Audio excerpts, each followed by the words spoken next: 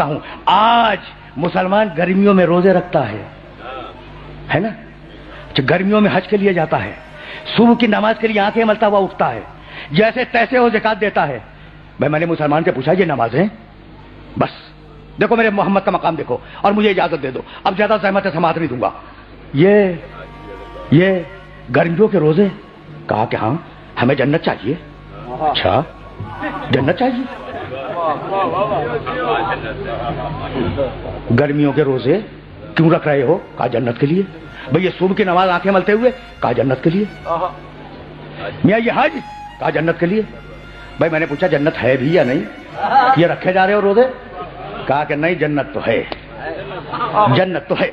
میں نے کہا بھائی دلیل؟ کہا سچے نبی نے کہا کہ جنت ہے، اور سچے نبی نے وعدہ کیا ہے کہ اگر نماز پڑھو گے جنت دوں گا، اگر روزہ رکھو گے جنت دوں گا، اگر حج کرو گے جنت دوں گا، اگر زکات ادا کرو گے جنت دوں گا۔ تو چونکہ سچے نبی نے کہہ دیا کہ جنت ہے اور نماز روزے حج زکات سے ملے گی، اس لیے ہم نماز بھی پڑھتے ہیں روزہ بھی رکھتے ہیں۔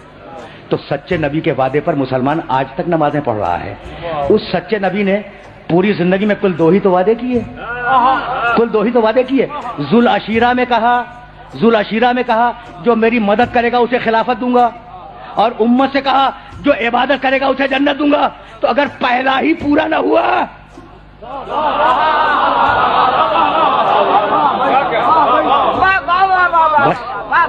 بس زیادہ زحمت سماعت نہیں ہے، اگر وہ پہلا ہی پورا نہ ہوا تو یہ دوسرا کیا خاک پورا ہوگا؟ تو ہر مسلمان کی تمنا ہے جنت۔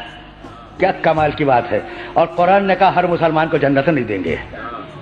جاؤ اگر کوئی آیت مل جائے تو ہوں نا تمہارے ملک میں ہوں اور تمہارے شہر آتا جاتا رہتا ہوں، اگر آیت مل جائے تو مجھے دکھا دینا۔ پورے قرآن میں کہیں وعدہ نہیں ہے کہ ہم مسلمان کو جنت دیں گے، نہیں نہیں ہے بھائی، وقت ہی نہیں رہا میرے پاس۔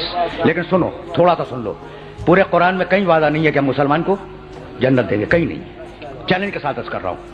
اچھا جاؤ ایک آیت چھوڑ کر پورے قرآن میں کہیں نہیں ہے کہ مومن کو جنت دیں گے۔ بہت خوش ہو رہے تھے نا کہ مومن کو جنت ملے گی، بلکہ اب مسلمان کو تو چھوڑو، ذرا مومن کا حشر دیکھو۔ اگر سن لو گے نا تو میری آج کی محنت سوارت ہو جائے گی، اور مجھے جو پڑھنا تھا پڑھ چکا، اب تو یہ فکر دے رہا ہوں، اس پہ غور کرتے رہنا۔ بڑا ڈانٹا ہے اللہ نے مومنوں کو، بڑا ڈانٹا ہے۔ سناؤں سورہ مائدہ کی ایک آیت سنتے جاؤ، 5واں سورہ، یا ایھا الذین آمنوا من یرتد منکم عن دینہ فسوف یأتی اللہ بقوم یحبهم ویحبونہ۔ اے مومنو اگر تم میں سے کوئی مرتد ہو جائے تو ہمیں پرواہ نہیں ہے۔ مرتد کے معنی بے دین ہونا۔ اللہ کہہ رہا ہے اے مومنو تم میں سے اگر کوئی مرتد ہو جائے تو ہمیں پرواہ نہیں ہے۔ تو ہوئے ہوں گے نا کچھ مرتد؟ کیسا ڈانٹا، کیسا ڈانٹا! بھائی خدا کی قسم آیات میں بڑی گنجائش تھی، لیکن میرے پاس دامن وقت میں گنجائش نہیں ہے۔ پھر کبھی صحیح ہوئے ہوں گے نا، یہ ہے مومن کا حشر۔ اور سناؤں سورہ حجرات 49واں سورہ ہے، اس کی پہلی اور دوسری آیت آرام سے سن لو۔ بسم اللہ الرحمن الرحیم، یا ایھا الذین آمنوا۔ کیا نازک مرحلے پہ سننے والوں کو لے آیا ہوں میں۔ لا تقدموا بین ید اللہ ورسولہ واتقوا اللہ ان اللہ سمیع علیم۔ یا ایھا الذین آمنوا لا ترفعوا اصواتکم فوق صوت النبی ولا تجہروا له بالقول کجہر بعضکم لبعض ان تحبط اعمالکم وانتم لا تشعرون۔ اے ایمان لانے والو، اے مومنو، خدا اور رسول سے آگے نہ بڑھو۔ کوئی بڑھا ہوگا نا رسول سے آگے؟ قرآن مفروضات پہ باتیں نہیں کیا کرتا۔ قرآن کے پاس اتنا وقت نہیں ہے فالتو کہ وہ مفروضات پہ باتیں کرے۔ کوئی بڑھا ہوگا نا تو یا ایھا الذین آمنوا، بھائی اللہ سے بڑھنا تو ممکن نہیں ہے۔ یا ایھا الذین آمنوا لا تقدموا بین یدی اللہ ورسولہ، دیکھو اللہ اور رسول سے آگے مت بڑھنا۔ یا ایھا الذین آمنوا لا ترفعوا اصواتکم فوق صوت النبی، اے ایمان لانے والو نبی کی آواز پر اپنی آواز کو بلند نہ کرنا۔ کسی نے کی ہوگی نا بھائی، عجیب مراحل ہیں، مفروضات پہ بات نہیں ہو رہی ہے۔ ولا تجہروا لہ بالقول کجہر بعضکم لبعض، اور دیکھو ایمان لانے والو میرے نبی کو، میرے محمد کو اس طریقے سے نہ پکارو جیسے تم اپنے دوست کو پکارتے ہو۔ اگر تم جیسا ہوتا تو ہم اجازت دے دیتے۔ پہنچ رہی ہیں نا باتیں؟ پہنچ رہی ہیں باتیں؟ اچھا تو 3 ممانعت ہیں. نبی سے آگے نہ بڑھو، نبی کی آواز پہ آواز کو بلند نہ کرو، نبی کو ویسا نہ پکارو جیسے اپنے دوست کو پکارتے ہو، اور اگر یہ کیا تو بتاؤں کیا کروں گا؟ ان تحبط اعمالکم وانتم لا تشعرون. تمہاری پڑھی ہوئی نمازیں تمہارے منہ پہ مار دوں گا، تمہارے رکھے ہوئے روزے تمہارے منہ پہ مار دوں گا، تمہارا کیا ہوا حج تمہارے منہ پہ مار دوں گا. یعنی اگر نبی سے آگے بڑھ گئے تو نماز باطل ہے. بھائی اس سے زیادہ وعدہ نہیں کر سکتا. اگر نبی سے آگے بڑھ کے نماز پڑھ لی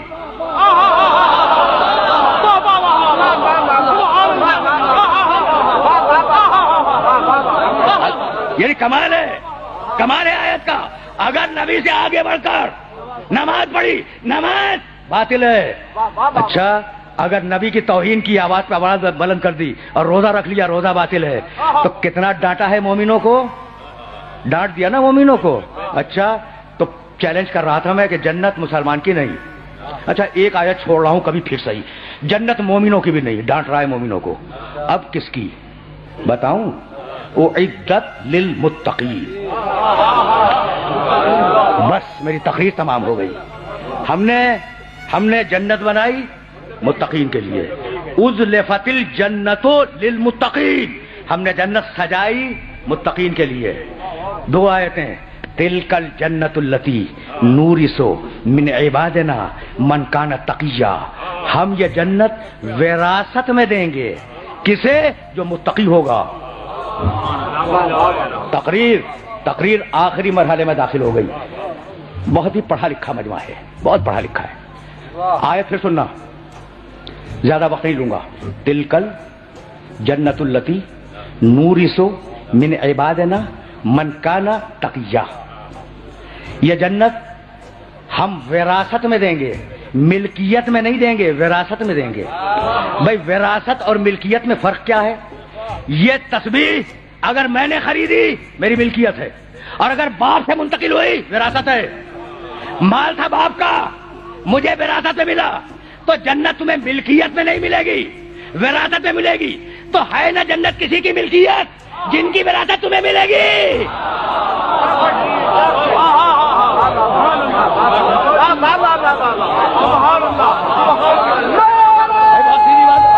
ہے نا؟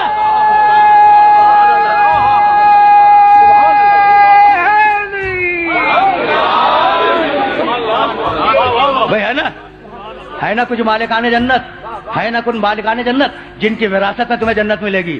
اللہ نے وراثت کا قانون لکھا ہے. تو اب ایک اصول سنتے جاؤ سورہ بقرہ میں اسٹڈی کر لینا کہ اگر آدمی مر گیا تو بیٹے کو اتنا، بیٹی کو اتنا، پہلا طبقہ اس کو اتنا، باپ کو اتنا، ماں کو اتنا، شوہر مر جائے زوجہ کو اتنا، زوجہ مر جائے شوہر کو اتنا، دادا کو اتنا، دادی کو اتنا. یعنی پوری لسٹ ہے. پہلا طبقہ، دوسرا طبقہ، تیسرا طبقہ.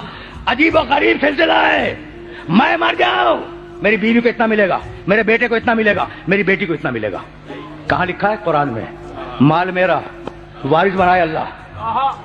بس میری تقریر تمام ہو گئی، خدا کی قسم میری تقریر تمام ہو گئی. مال میرا، مرا میں، کمایا میں نے، ملکیت میری. مر گیا میں، وارث بنائے اللہ. تو مال میرا، وارث اللہ بنائے، اور دین اللہ کا وارث تم بناؤ گے.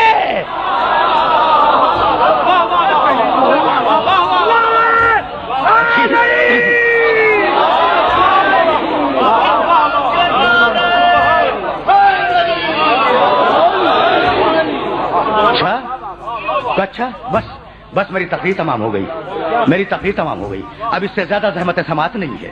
تو ہے نا کچھ مالکان جنت. تو وہ بیوی جس کے سلسلے میں یہ 3 روزہ اجتماعات میں آپ نے شرکت کا شرف حاصل کیا، اس بیوی کے سلسلے میں ایک حدیث تو سنتے جاؤ نا میرے نبی کی، اور بات مکمل ہو جائے. اب مالکان جنت کا تعارف محمد نے کرایا. قرآن نے کہا جنت کے مالک ہیں. محمد نے کہا ان فاطمہ سیدۃ اہل الجنہ. فاطمہ جنت والوں کی سردار ہے. دوسری روایت ان فاطمہ سیدۃ نساء العالمین، فاطمہ عالمین کی عورتوں کی سردار ہے. بھائی مجھے معاف کر دینا. تیسری روایت ان فاطمہ سیدۃ نساء اہل الجنہ، فاطمہ جنت کی عورتوں کی سردار ہے. یعنی جتنی عورتیں جنت میں ہوں گی ان سب کی ملکہ اور سردار فاطمہ ہوگی. تو قیامت تک کی کوئی بھی عورت فاطمہ کی کنیز بن کر تو جنت میں جا سکتی ہے، فاطمہ سے جھگڑا کر کے جنت میں نہیں جا سکتی۔